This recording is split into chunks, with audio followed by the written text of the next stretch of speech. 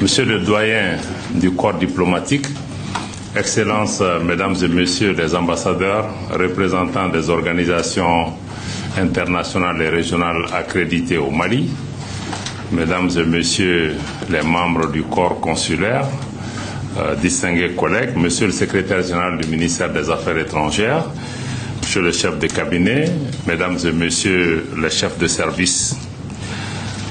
Monsieur le doyen, je voudrais tout d'abord vous remercier d'avoir honoré l'invitation pour cette session d'échange d'informations, la première de cette année 2026.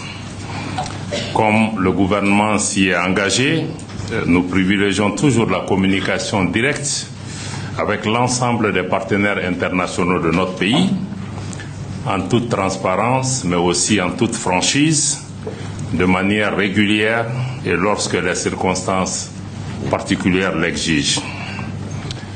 La présente rencontre s'inscrit, hélas, dans le cadre de circonstances particulières, je dirais même de circonstances tragiques. Comme vous l'avez déjà appris à travers les communiqués officiels du gouvernement, le Mali a été victime, le samedi 25 avril 2026, d'attaques terroristes complexes, coordonnées et planifiées avec des sponsors internes et externes contre plusieurs villes de notre pays.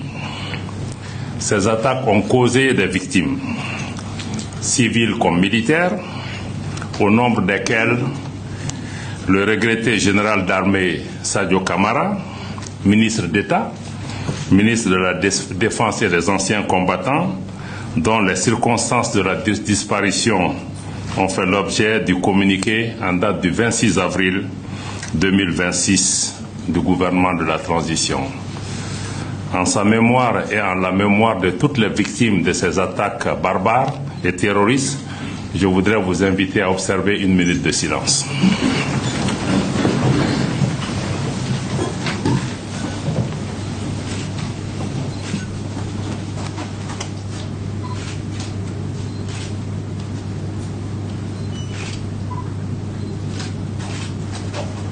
Je vous remercie.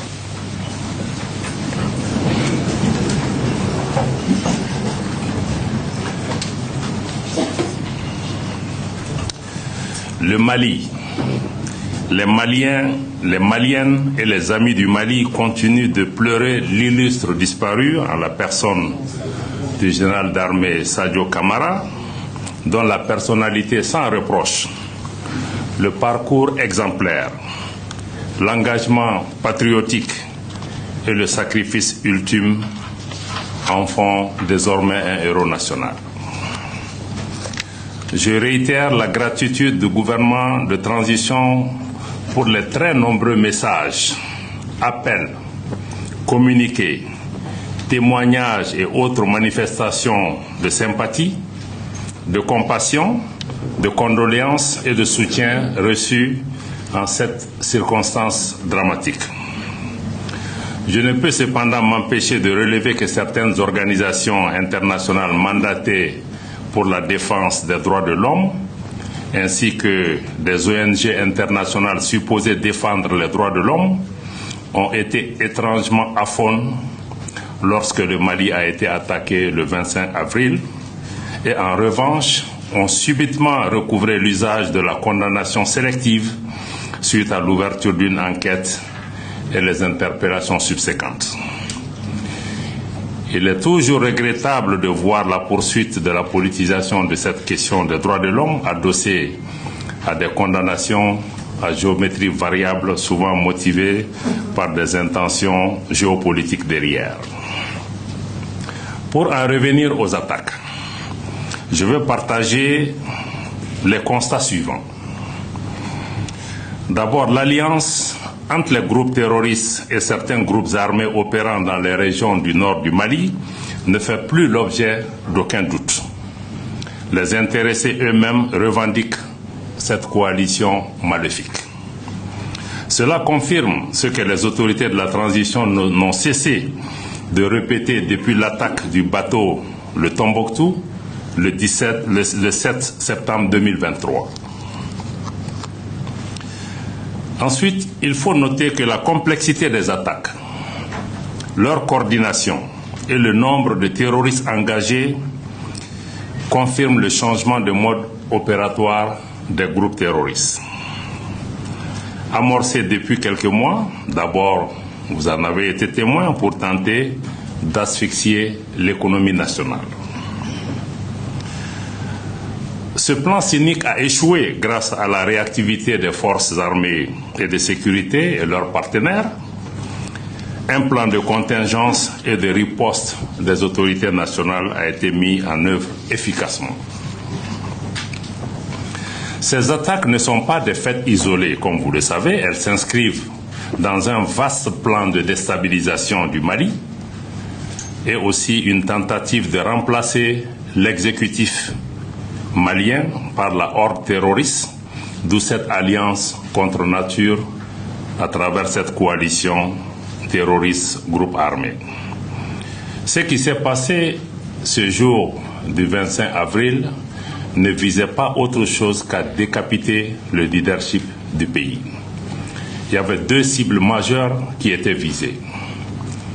La première était la résidence du chef de l'État à Kati. Deux camions piégés ont ciblé cette résidence. Un s'est explosé, un a reçu des coups de feu et s'est explosé. Le deuxième, à cause de ses réponses, n'a pas pu exploser. Donc la cible était bien connue. La deuxième, malheureusement, le camion piégé qui a éclaté à la résidence du ministre d'État, ministre de la Défense et des Anciens Combattants. Vous connaissez la suite. Je crois que l'objectif était absolument très clair, de remplacer le leadership pour pouvoir amener des personnalités qui sont certainement à la solde de puissance, qui ne cherchent qu'à briser la dynamique de refondation de notre pays, le choix de notre pays de prendre en main son destin, d'assumer sa souveraineté, d'assurer sa sécurité, d'évoluer de façon autonome au Mali, dans la région et sur la scène internationale. Et cette volonté ne pourra pas être brisée. Notre pays va continuer à se tenir debout, à faire face et à assumer ses décisions. Comme le dirait l'écrivain Joseph Kizerbo, je le répète chaque fois, Nan Lara Ansara, si nous nous couchons, nous sommes morts. Le Mali ne va pas se coucher. Nous n'allons pas accepter une subjugation ou nous soumettre au diktat d'États de la région ou d'États plus éloignés qui estiment qu'il leur appartient de désigner qui doit diriger notre pays, quelles décisions nous devons prendre. Cette décision appartient aux Maliens. Nous allons pouvoir les assumer en toute dignité, en toute responsabilité, malgré ces attaques lâches et perfides. Dans leurs entreprises funestes, les groupes armés ont reçu le soutien de sponsors internes et externes qui fournissent des renseignements, des moyens logistiques et recrutent des terroristes ou en tout cas des mercenaires qui se font appeler terroristes. Certains de ces sponsors agissent d'ailleurs à visage découvert, comme l'Ukraine qui a publiquement revendiqué son appui logistique aux terroristes opérant au Sahel. D'autres continuent encore de garder la tête dans le sable. Il s'agit pour nous très clairement, aujourd'hui, il faut que nous comprenions quand nous parlons de lutte contre le terrorisme de quoi nous parlons. Pour nous, la lecture est absolument très claire. Pour nous, il s'agit d'une guerre hybride, une guerre qui est menée par procuration par certains États contre le Mali et contre les autres pays de la Confédération des États du Sahel. En s'attaquant à une mosquée le 25 avril, cela confirme à nouveau que le terrorisme au Sahel est politique. Il n'a rien d'idéologique ou de confessionnel. Il s'agit aussi d'une guerre informationnelle dans laquelle s'entremêlent la désinformation, la manipulation, l'apologie du terrorisme et même, nous allons plus loin, de blanchiment du terrorisme à tel point que ceux qui aujourd'hui qualifient les autorités de la transition de junte sont aujourd'hui des alliés, les porte-voix et les relais médiatiques des groupes terroristes. Et vous suivez quotidiennement certains médias qui sont devenus aujourd'hui les porte-paroles clairs qui offrent les tribunes nécessaires à ces groupes terroristes sans qu'une voix soit élevée pour les appeler à la morale, à la raison et même au respect du droit. S'agissant de la réactivité de nos forces de défense et de sécurité, je rappelle que nous nous sommes engagés malgré nous dans une guerre. Je rappelle que nous sommes engagés malgré nous dans une guerre asymétrique. Cela signifie qu'à la différence des conflits conventionnels, face aux forces armées maliennes, il n'y a pas d'ennemi clairement identifié.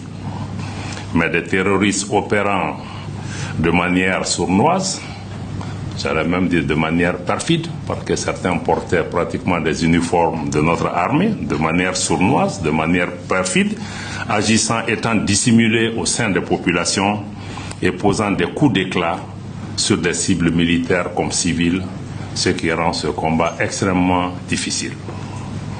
Cela nécessite une réponse adaptée à la menace que nos forces armées et de sécurité s'emploient à exercer au quotidien. Dans cette lutte contre le terrorisme, je réaffirme la très haute appréciation des plus hautes autorités de la transition, du gouvernement et du peuple malien pour tous les appuis et soutiens multiformes du Burkina Faso, du Niger dans le cadre de la Confédération des États du Sahel. Grâce à l'opérationnalisation de la force unifiée de l'AES, notre lutte commune contre le terrorisme porte ses fruits. Sans être fataliste, les attaques comme celle du 25 avril 2026 font malheureusement partie des différents scénarios de la guerre asymétrique. En dépit des actes posés et des victimes causées, le Mali ne reculera pas. Ne reculera pas dans sa détermination à éradiquer le terrorisme de notre territoire, de l'espace de l'AES, avec le concours du Burkina Faso, du Niger et d'autres partenaires, notamment la Fédération de Russie, dont je tiens à saluer l'action à nos côtés. Cette lutte dans laquelle la Confédération AES est engagée est menée pour la sécurité collective. J'allais dire pour notre sécurité collective, bien au-delà de la région du Sahel, si nous n'en avons pas encore pris conscience.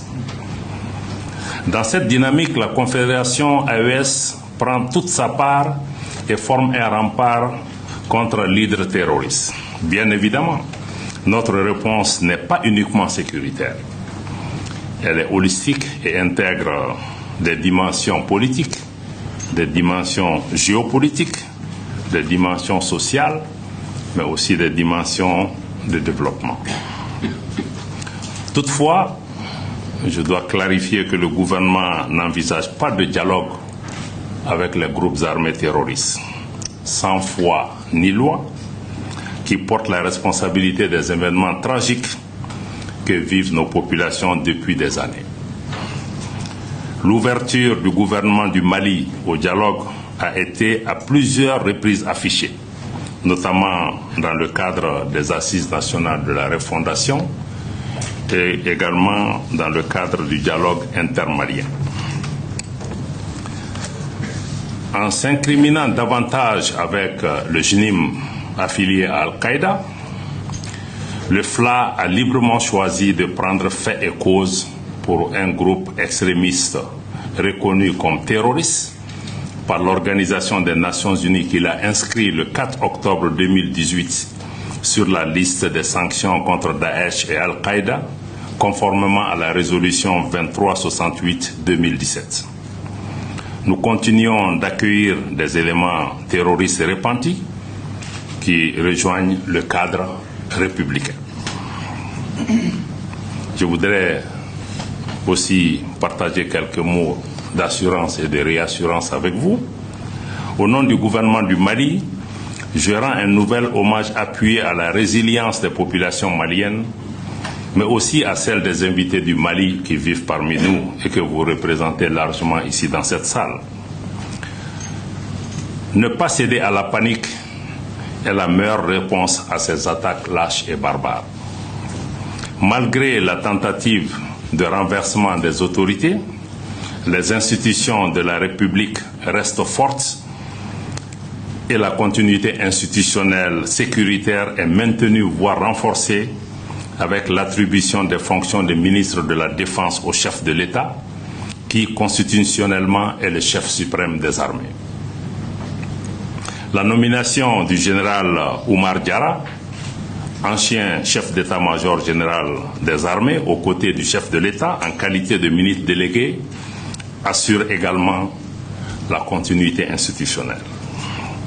De manière opérationnelle, le nouveau chef d'état-major général des armées qui vient d'être nommé en Conseil des ministres est également un acte de confirmation de cette continuité institutionnelle, mais aussi de la continuité dans nos choix politiques et les réponses à apporter pour préserver la souveraineté du Mali, défendre son intégrité territoriale, quelles que soient les circonstances. Aucun Malien, aucun chef d'État, aucun gouvernement ne cédera une once de notre territoire. Nous défendrons notre pays, nous défendrons notre souveraineté. Une enquête a également été ouverte par le procureur de la République près le tribunal militaire de Bamako le 1er mai 2026 et les investigations menées rigoureusement ont permis d'identifier et d'appréhender des personnes civiles comme militaires liées à la planification, à la coordination et à l'exécution de ces attaques. C'est vous donner l'assurance que force restera à la justice pour faire son travail. Les mesures sont prises pour le renforcement et une adaptation de notre dispositif sécuritaire sur l'ensemble du territoire national. Ces attaques simultanées et odieuses n'ont fait que renforcer la combativité, la détermination et l'unité des Maliens autour de la préservation de nos institutions de la République, mais aussi de la confiance des Maliens en leurs forces armées et de sécurité. C'est le lieu pour moi de dénoncer les pays dont les médias servent de plateforme pour véhiculer les messages des terroristes.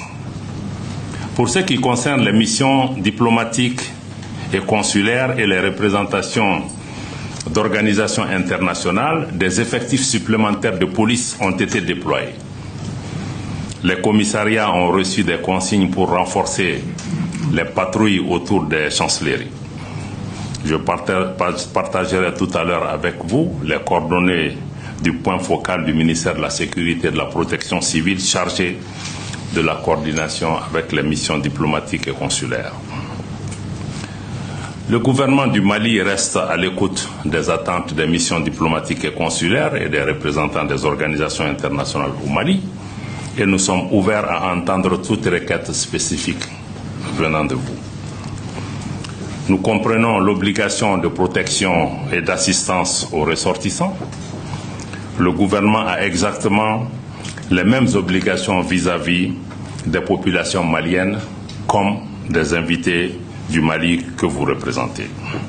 J'invite simplement les uns et les autres à considérer ce faisant l'impact négatif des interprétations de la teneur ou de la forme de certains de ces messages sur la situation sécuritaire nationale et sur le moral de nos concitoyens.